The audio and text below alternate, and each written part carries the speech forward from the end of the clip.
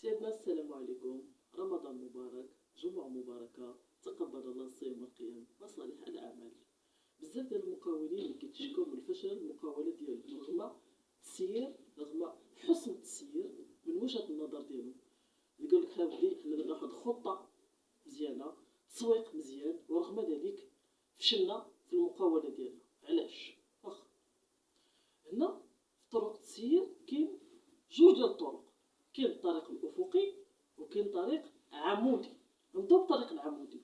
الطريق العمودي هو ملي كيفتح اي مقاول واحد المقاوله، بيان سور غادي يحتاج البيرسونيل، كيدخل هو محتاج مثلا جوج ولا ثلاثه، كيدخل 5 ولا 6 وكيطلب لهم داك بيريود ديسي.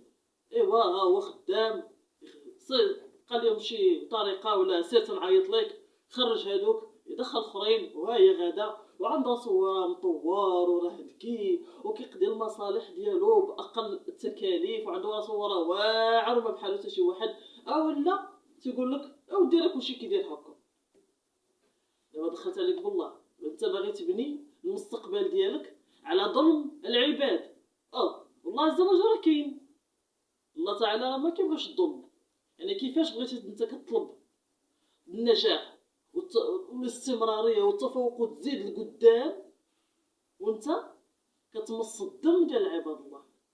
راه مستحيل. وكاينه الطريقه الثانيه اللي هي الطريقه الافقيه. هذه الطريقه صعيبه وطويله وصعيبه وشاقه جدا، ولكنها امنه. الطريقه الافقيه كيفاش؟ هو ان المقاول عارف راسو انه محتاج البيرسونيل، ولكن ما عندوش باش يخلصهم. تيقول بلاش، كيخدم من راسو، يمشي في الطريق يوقف ويطيح ويوقف ويطيح، وهو غادي ها هو لقى مشكل، ها هو السد كاع، هو نقولوا حنا مثلا كاع هبط الريد واحد المده، عاود ثاني عاود من جديد. يعني كيوقف ويطيح 1000 مره ولكن كيبقى مستمر. هنا كيلقى المشاكل، كيتربى عنده السفل، ماشي السفل هي الجريء هي، ولكن السفل حتى راحت حتى المقاوله، مجال المقاوله ومجال اداره الاعمال والتسويق والتجاره، راه حتى هو بحال السباق. والسباق اصعب من السباق الحلبه اللي كنعيشوه كاملين، اللي كنشوفوا ولا اللي كنمارسوه، اصعب بكثير. ورغم ذلك ربي كيوقف معاه، وكيجي النهار اللي كيوصل وحتى هو مع الوقت كيدير البيرسونيل، كيخدموا معاه، كيخلصهم. يعني اصعب حاجه انه دي عرق الناس. مؤخرا التقيت بواحد الاخ وعربي كنظن من سوريا الاردن، سوريا لبنان الاردن، من هنايا. هو ماشي مسلم، الناس صايمين وهو كيشرب قهوه. يعني ملي سولتو قلت ليه انا مقاوله، يلاه قلت بسم الله في المجال باش تنصحني. عرفت شنو قال لي؟ اياك وعرق الناس، ما تديش عرق الناس. بغيتي تخدم شي واحد خلصو.